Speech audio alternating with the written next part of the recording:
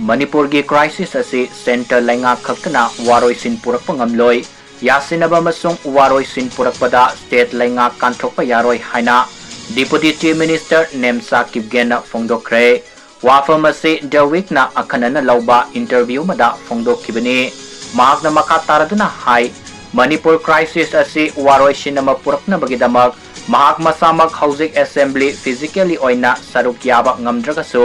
state government असिदा महाक मसा सरुक यारिबनी politics हाइबसी service तौबदुबनी politics की खुथांगदा आइगी मियाबु सेवा तौरिबनी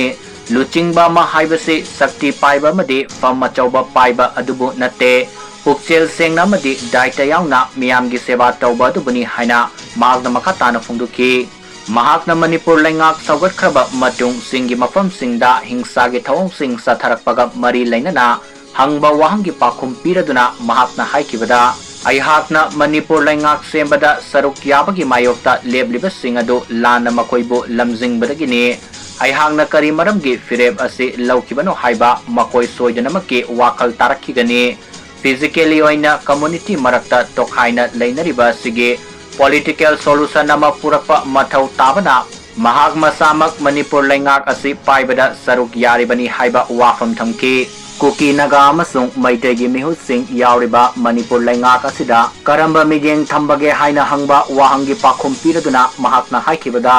अयहा कम्युनिटी अमखके मिहुत सिनबनते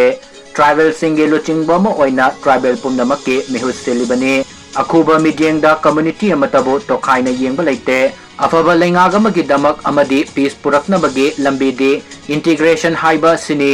चीफ मिनिस्टर सो वाखलोन असिदा मांग थादुना चटले सेक्यूरिटी की फिबमना अयहाकना चटपा ngamdaba मफम महाक मसादी चटुना मियामगा उनरी हाइनसु महाक मखा ताना फोंदुकी